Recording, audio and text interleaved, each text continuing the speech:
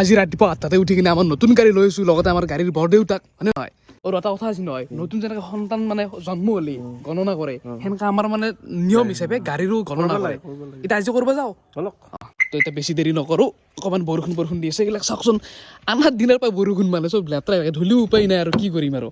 এতিয়া আমি যাব লাগে এতিয়া আজিহে মানে আমাৰ গাড়ীখনৰ কি ৰাখি পৰে বা ইয়াৰ কি নাম হ'ব গোটেইখিনি গম পাম আমাৰ আলুৰ ৰাখি কি